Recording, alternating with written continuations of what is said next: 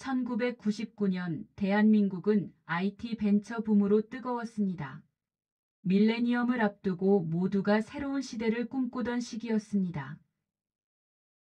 당신은 제2의 인생을 살아본 기억이 있습니까? 만약 당신에게 제2의 인생이 찾아온다면 그 기회를 반드시 놓치지 마시길 바랍니다. 지금부터 본격적인 이야기를 시작하겠습니다. 컴퓨터 공학을 전공한 민호는 26의 나이에 강남의 한 소프트웨어 회사의 개발자로 입사했습니다. 작은 사무실이었지만 희망으로 가득했습니다. 매일 아침 7호선 전철을 타고 출근했습니다. 만원 전철 속에서도 민호는 행복했습니다. 회사에서는 동료들과 치킨과 맥주를 나누며 밤샘 작업을 했습니다. 힘들었지만 젊었고 월급은 꼬박꼬박 들어왔습니다. 보증금 500에 월세 40만 원짜리 원룸이었지만 그에게는 성이었습니다. 29의 봄 민호는 결혼했습니다.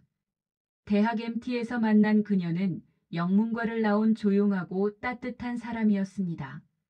신혼집은 수원의 작은 아파트였습니다. 20평도 안 되는 공간이었지만 둘이 함께라면 충분했습니다. 아침마다 아내가 끓여주는 된장찌개로 하루를 시작했습니다. 2년 후 아들이 태어났습니다. 여의도 성모병원 분만실 앞에서 민호는 떨리는 손으로 담배를 피웠습니다. 아들입니다. 간호사의 말에 그는 울컥했습니다.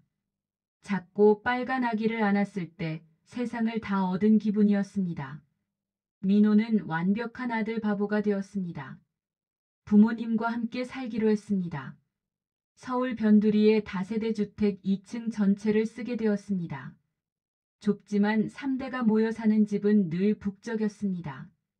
아침이면 어머니가 끓인 미역국 냄새가 집안을 채웠습니다. 퇴근하면 아들이 아빠 하며 달려왔고 아버지는 마루에 앉아 신문을 보시며 손자를 무릎에 앉히셨습니다. 주말이면 가족들과 함께 남한산성을 올랐습니다. 아들을 어깨에 태우고 걷는 산길. 단풍이 물드는 가을이면 정상에서 도시락을 펼쳤습니다. 김밥과 유부초밥, 삶은 계란. 소박했지만 행복했습니다. 여보, 우리 참 행복하죠? 아내가 민호의 손을 잡으며 속삭였습니다. 설날이면 부모님께 세배를 드리고 추석이면 송편을 빚었습니다. 아파트 단지 놀이터에서 아이들과 뛰어놀고 동네 슈퍼에서 바나나 우유를 사주는 일상. 특별할 것 없는 평범한 나날들이었습니다. 하지만 민호에게 그것은 세상에서 가장 소중한 시간이었습니다. 회사 회식 자리에서 누군가 물었습니다. 민호 씨 꿈이 뭐야? 민호는 소주잔을 들며 대답했습니다. 저요? 그냥 이렇게 평범하게 사는 거요. 가족 건강하고 밥 굶지 않으면 그게 꿈이죠. 동료들은 웃었지만 민호는 진심이었습니다. 평범한 행복, 그것이 그가 바라는 전부였습니다. 2003년 여름, 민호의 회사에 정부 산하기관의 대형 시스템 구축 프로젝트가 들어왔습니다. 예산만 10억이 넘는 큰 사업이었습니다. 민호는 팀장으로 투입되었습니다. 석 달간의 고된 작업 끝에 프로젝트는 성공적으로 마무리되었습니다. 발주처 담당자는 크게 만족했습니다. 프로젝트가 끝나고 일주일 후 민호는 그 담당자로부터 전화를 받았습니다. 민호 씨, 다음 프로젝트도 맡아주실 수 있나요? 직접 계약하면 어떨까요? 제안은 달콤했습니다. 수익이 몇 배가 될 수 있었습니다. 민호는 고민했습니다. 안정적인 직장을 떠난다는 것은 큰 모험이었습니다. 집으로 돌아온 민호는 아내에게 조심스럽게 말을 꺼냈습니다. 저녁 식탁에 마주 앉아 소주를 한 잔 마시며 여보, 나 창업해볼까 해요. 아내는 젓가락을 멈췄습니다. 지금도 우리 충분히 잘 살고 있잖아요. 하지만 민호의 눈빛은 이미 결심으로 차 있었습니다. 35의 나이 민호는 회사를 그만뒀습니다. 구로 디지털 단지의 작은 사무실을 얻었습니다. 10평도 안 되는 공간에 책상 3개와 컴퓨터 4대가 전부였습니다. 법인 설립, 사업자 등록, 통장 개설. 모든 것이 낯설었지만 설렜습니다. 첫 프로젝트는 순조로웠습니다. 계약금 3천만 원이 통장에 들어왔습니다. 민호는 혼자서 밤새 개발했습니다. 편의점 삼각김밥과 컵라면으로 끼니를 때우며 코딩했습니다. 2달 후 납품을 마치고 잔금을 받았습니다. 순수익만 2천만 원. 회사 다닐 때 1년치 월급이었습니다. 민호는 직원을 뽑기 시작했습니다. 개발자 2명, 영업 1명. 사무실도 20평짜리로 옮겼습니다. 관악구의 낡은 건물이었지만 그에게는 자랑스러운 공간이었습니다. 회사 이름을 새긴 명함을 처음 받았을 때의 뿌듯함. 대표 민호. 그 글자가 눈부셨습니다. 2번째, 3번째 프로젝트도 성공적으로 마무리했습니다. 매출은 늘어났고 통장 잔고도 불어났습니다. 민호는 아내에게 가전제품을 사주고 부모님께는 안마의자를 선물했습니다. 아빠 회사 잘 되는 거야? 아들이 물었습니다. 그럼 아빠가 크게 성공할 거야. 하지만 SI 업계의 현실은 냉혹했습니다. 경쟁은 갈수록 치열해졌고 프로젝트를 따내려면 가격을 깎아야 했습니다. 이유는 점점 줄어들었습니다. 개발 중 추가 요구사항이 쏟아졌고 대금 지급은 늦어졌습니다. 운영비는 계속 나가는데 수입은 불규칙했습니다. 직원 월급을 맞추기 위해 민호는 은행에서 대출을 받았습니다. 일시적인 거야. 다음 프로젝트만 따내면 괜찮아. 하지만 그 다음 프로젝트도 마진은 얇았습니다. 대출은 반복되었고 이자는 눈덩이처럼 불어났습니다. 꿈은 컸지만 현실은 그를 짓누르고 있었습니다. 사업이 흔들리면서 민호의 얼굴에서 웃음이 사라졌습니다. 새벽 2, 3시까지 사무실에 남아있는 날이 많았습니다. 신림동 고깃집에서 혼자 소주를 마시고 만취한 채 택시를 타고 집에 돌아왔습니다. 현관문을 열면 가족들은 이미 잠들어 있었습니다. 아내는 통장을 관리하면서 걱정이 깊어졌습니다. 카드값은 밀리고 대출금 상환 독촉 전화가 걸려왔습니다. 여보, 우리 이렇게는 안 돼요. 다시 직장을 알아보는 게 어때요? 민호는 화를 냈습니다. 지금 포기하면 지금까지 투자한 게 다 물거품이야. 부부는 점점 대화가 줄어들었습니다. 저녁 식탁에 함께 앉아도 말이 없었습니다. 텔레비전 소리만 공허하게 울렸습니다. 주말에도 민호는 사무실로 나갔습니다. 아들이 아빠 놀이동산 가자고 조르면 다음에라고 대답했습니다. 그 다음은 오지 않았습니다. 부모님은 2사람 사이의 냉기를 느꼈습니다. 어머니는 며느리에게 참아줘라. 사내가 사업하느라 힘든 거다라고 달랬지만 아내의 눈에는 이미 실망이 가득했습니다. 작은 다툼이 큰 싸움이 되었고 서로를 탓하기 시작했습니다.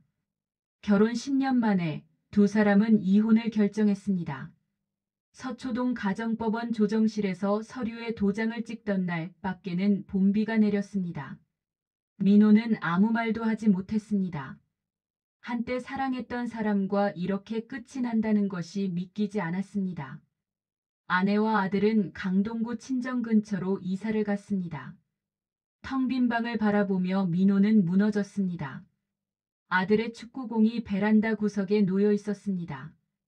그는 그것을 들고 한참을 울었습니다. 어머니는 부엌에서 울음을 삼키며 국을 끓이셨습니다. 주말이면 아들을 만나러 갔습니다. 처음 몇 번은 아들이 반가워했습니다. 하지만 시간이 지나면서 아들은 아빠를 멀리했습니다. 아빠는 왜 엄마랑 안 살아? 대답할 수 없었습니다. 아빠가 잘못했어라는 말밖에는. 집안 분위기는 무거웠습니다. 부모님과 민호, 이따금 오는 아들. 네 식구가 함께 있어도 어색했습니다. 명절에도 웃음이 없었습니다. 송편을 빚으며 어머니는 한숨을 쉬셨고 아버지는 마루에 앉아 묵묵히 텔레비전만 보셨습니다. 밤이면 민호는 잠을 이루지 못했습니다. 옆방에서 아버지의 기침 소리가 들렸습니다. 창밖으로는 빗소리. 민호는 천장을 바라보며 생각했습니다. 내가 욕심만 부리지 않았어도. 후회는 밀물처럼 밀려왔습니다. 무너진 것은 돈이 아니라 그의 마음이었습니다. 시간은 가혹하게 흘렀습니다. 이제 민호는 46이 되었습니다. 종로 뒷골목 이발소 거울에 비친 얼굴은 낯설었습니다. 흰머리가 반이 넘었고 이마의 주름은 골짜기처럼 깊었습니다. 안경을 쓰지 않으면 모니터 글씨가 흐릿했습니다. 사업은 간신히 이어지고 있었습니다. 직원은 모두 내보내고 민호 혼자 프리랜서처럼 일했습니다. 구로의 작은 고시원 같은 사무실 한 칸이 전부였습니다. 오래된 책상과 의자, 먼지 쌓인 모니터. 창문 너머로는 서울의 잿빛 하늘만 보였습니다. 프로젝트는 점점 줄어들었습니다. IT 업계는 젊은 개발자들의 세상이 되어 있었습니다. 이력서를 내도 나이가 많으시네요라는 말만 돌아왔습니다. 면접에서 20대 후반의 인사 담당자가 그를 내려다보며 물었습니다. 40대 중반이시면 관리직 경험은? 아들은 이제 고등학생이 되었습니다. 한 달에 한 번 신촌에서 만났습니다. 연세대 앞 감자탕집에서 마주 앉았지만 대화는 어색했습니다. 공부 열심히 해라. 응. 민호는 용돈 20만 원을 건넸습니다. 아들은 고맙다는 말도 없이 받았습니다. 부모님은 많이 늙으셨습니다. 아버지는 70을 넘기시며 허리가 굽었습니다. 병원 가는 날이 잦아졌고 약봉지가 식탁 위에 쌓였습니다. 어머니는 무릎 관절이 안 좋아 계단 오르기를 힘들어하셨습니다. 민호는 죄인처럼 느껴졌습니다. 명절이 두려웠습니다. 친척들이 모이면 눈치가 보였습니다. 민호는 요즘 뭐하니? 삼촌의 질문에 민호는 얼버무렸습니다. 이것저것 하고 있습니다. 나이가 있는데 이제 안정을 찾아야지. 어머니는 부엌에서 설거지를 하시며 눈시울을 붉히셨습니다. 친구들과도 연락이 끊겼습니다. 대학 동창의 톡방에서는 성공 자랑만 오갔습니다. 누구는 부장으로 승진했고 누구는 해외지사로 발령났다는 소식. 민호는 알림을 껐습니다. 자신의 초라함이 견딜 수 없었습니다. 새벽 4시 잠이 오지 않아 일어나 베란다로 나갔습니다. 서울의 불빛이 희미하게 깜빡였습니다. 어디선가 경적 소리가 들렸습니다. 민호는 담배를 피우며 생각했습니다. 나는 어디서부터 잘못된 걸까? 길을 걷다 우연히 옛 직장 건물 앞을 지나쳤습니다. 20년 전 자신이 출근하던 곳. 그때 그냥 거기 있었다면 어땠을까? 평범한 직장인으로 살았다면. 후회는 끝이 없었습니다. 삶의 겨울, 가장 추웠던 시기였습니다. 48배 가을, 민호는 한 보험회사의 전산 시스템 개선 프로젝트에 투입되었습니다. 을지로 낡은 건물 7층, 그곳에서 석 달간 일하게 되었습니다. 월급은 300만 원. 많지 않았지만 안정적인 수입이었습니다. 첫 출근 날 회의실에서 프로젝트 킥오프 미팅이 있었습니다. 10명 남짓한 사람들이 모여 앉았습니다. 팀장이 한 명씩 소개했습니다. 기획팀 지현 과장입니다. 그때 그녀가 밝게 웃으며 고개를 숙였습니다. 단발머리에 깔끔한 차림의 여자. 프로젝트가 시작되고 일주일쯤 지났을 때였습니다. 민호는 개발실에서 홀로 코딩을 하고 있었습니다. 점심시간이 지났는데도 자리를 뜨지 않았습니다. 편의점 삼각김밥으로 끼니를 때우려던 참이었습니다.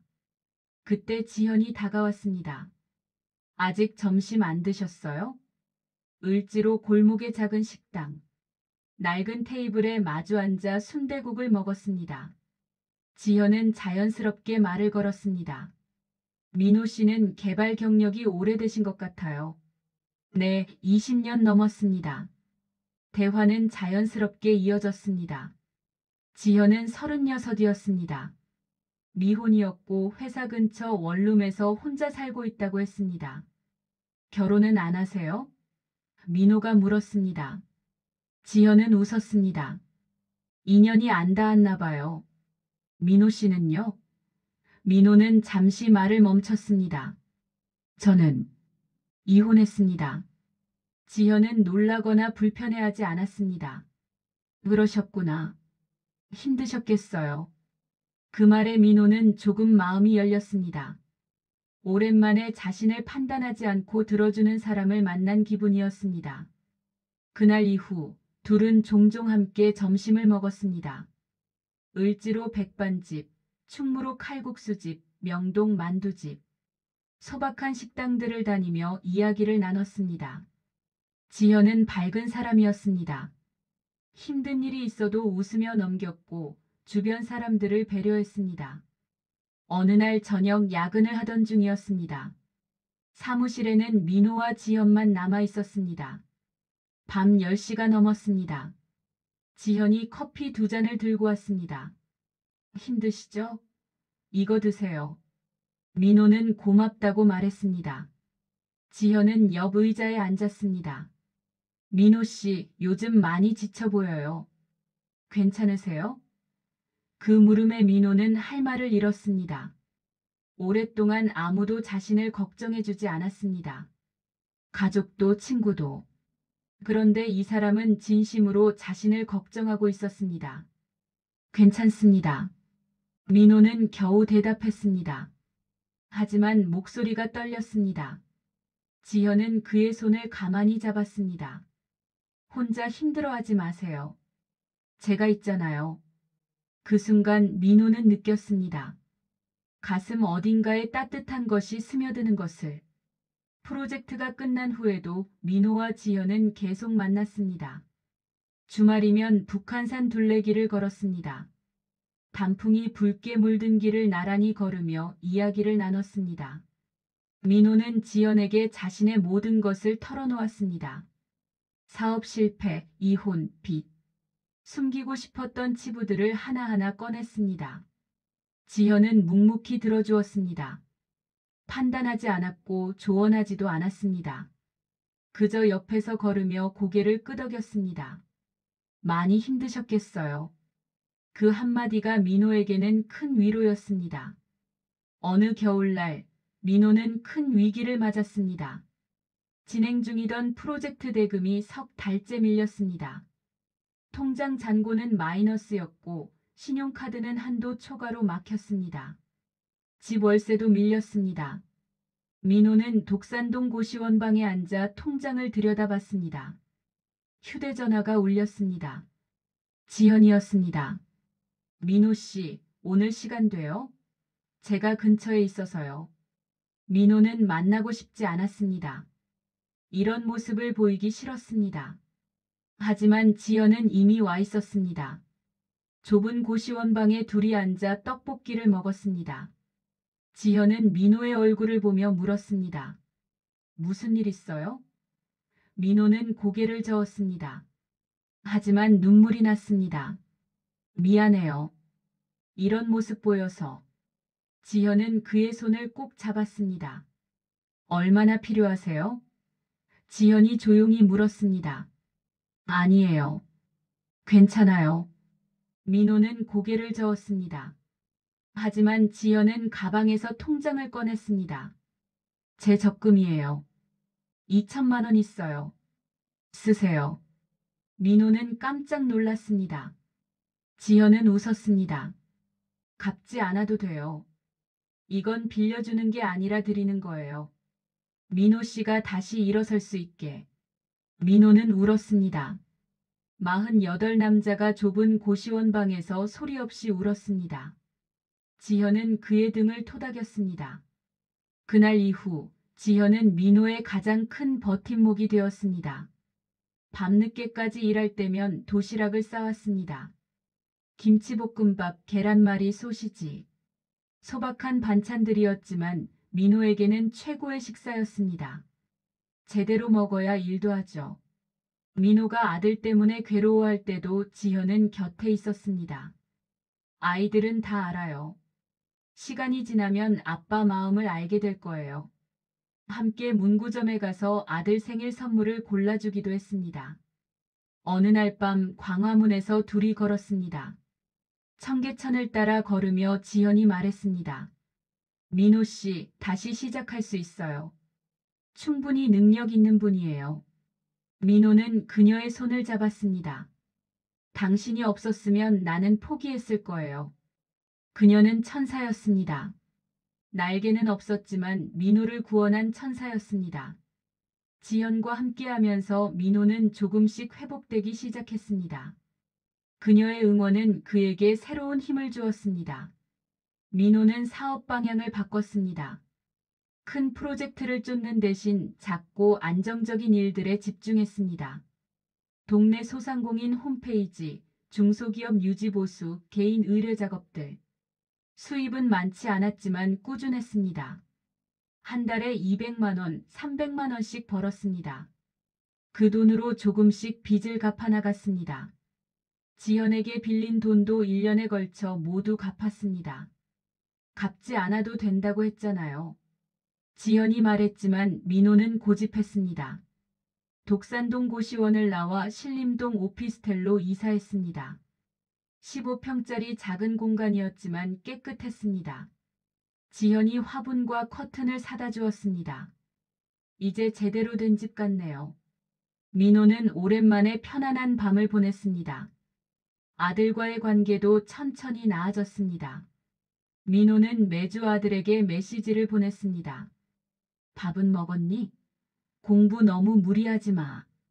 처음엔 답이 없었습니다. 하지만 민호는 포기하지 않았습니다. 어느 날 아들에게서 답장이 왔습니다. 응, 아빠도 건강 챙겨. 서울숲에서 아들을 만났습니다. 이제 20살이 된 아들은 민호보다 키가 컸습니다. 둘은 공원 벤치에 앉아 치킨을 먹었습니다. 아빠, 요즘은 좀 어때? 아들이 물었습니다. 좋아졌어. 많이 좋아졌어. 민호는 아들에게 지연을 소개했습니다. 홍대 카페에서 셋이 만났습니다. 아빠한테 정말 소중한 분이야. 아들은 조심스럽게 지연을 바라봤습니다. 지연은 밝게 웃으며 반갑다. 아빠 이야기 많이 들었어라고 말했습니다. 부모님께도 지연을 소개했습니다. 집으로 초대해 저녁을 함께 먹었습니다.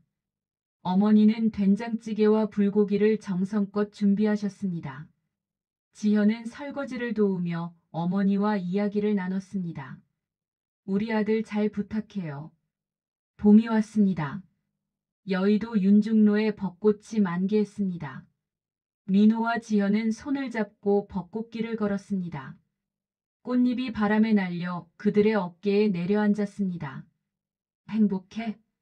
지현이 물었습니다. 응, 정말 행복해. 당신 손을 잡는 순간 세상이 다시 따뜻해졌어. 민호가 말했습니다. 지현은 그의 손을 꼭 쥐었습니다. 우리 앞으로도 계속 함께 걷자. 벚꽃은 눈처럼 내렸고 그들의 앞길은 환하게 빛났습니다. 시간은 흘러 민호와 지현은 50살이 되었습니다. 둘은 조촐한 결혼식을 올렸습니다. 정동 조그만 예식장에서 가족들과 가까운 친구들만 모였습니다. 아들이 양쪽 부모님을 부축해 입장하는 모습에 민호는 눈시울이 뜨거워졌습니다. 신혼여행은 강릉으로 갔습니다. 동해 바다를 바라보며 걸었습니다. 파도 소리를 들으며 손을 잡았습니다. 여보, 행복해요? 지연이 물었습니다. 내가 다시 이렇게 행복할 줄 몰랐어요. 저녁에는 초당 순두부를 먹고 밤에는 펜션 창가에서 별을 봤습니다. 돌아와서 마포의 작은 아파트에 둘이 살기 시작했습니다. 25평짜리 낡은 아파트였지만 따뜻했습니다. 아침이면 지연이 끓인 된장찌개 냄새가 집안을 채웠습니다. 민호는 베란다에서 커피를 마시며 한강을 바라봤습니다. 사업은 여전히 작았습니다. 하지만 안정적이었습니다. 매달 300만 원 정도 벌었고 지현도 작은 기획사에서 일했습니다. 돈은 많지 않았지만 빚은 없었습니다. 통장에 1,000만 원 정도 모이면 그것으로 만족했습니다. 주말이면 둘은 연남동 카페를 찾았습니다. 창가 자리에 나란히 앉아 각자 노트북을 펼쳤습니다. 민호는 코드를 작성하고 지현은 기획서를 만들었습니다. 가끔 손을 뻗어 서로의 손을 잡았습니다. 커피 향이 퍼지는 오후, 그들은 행복했습니다. 여행도 다녔습니다. 가평, 포천, 안동, 경주. 멀리 가지 않았습니다. 이틀 정도 다녀올 수 있는 곳들. 한옥마을을 걷고 시장에서 호떡을 먹고 강변을 산책했습니다. 여기 좋네. 지현이 미소 지었습니다. 아들은 졸업 후 개발자로 취직했습니다. 판교의 IT 기업에 다니며 앱을 만들었습니다. 아빠, 나도 프로그래머가 됐어. 아들의 말에 민호는 뭉클했습니다. 무리하지 마. 행복이 제일 중요한 거야. 설날이면 세 식구가 떡국을 먹으며 웃었습니다. 부모님은 80이 넘으셨습니다. 민호는 매주 부모님을 찾아뵈었습니다. 함께 병원에 가고 손을 잡고 옛날 이야기를 들었습니다. 잘 살아줘서 고맙구나. 아버지가 말했습니다. 아니에요. 제가 감사하죠. 어느 봄날 민호와 지현은 서울숲을 걸었습니다. 벚꽃이 만개했습니다. 꽃잎이 바람에 날려 그들의 머리 위로 떨어졌습니다. 민호 씨, 우리 행복하죠? 그럼요. 당신 덕분에 나는 두 번째 인생을 살고 있어요. 지현은 민호의 손을 꼭 잡았습니다. 우리 증명했어요. 사랑이 사람을 살릴 수 있다는 것을. 화려하지 않아도 괜찮았습니다. 어제보다 조금 더 행복한 오늘, 오늘보다 조금 더 기대되는 내일. 그들은 결국 증명했습니다. 사랑이란 두 번째 인생을 가능하게 만드는 힘이라는 것을. 이 이야기가 당신에게 작은 위로가 되었길 바랍니다. 구독, 좋아요는 영상 제작에 큰 힘이 됩니다.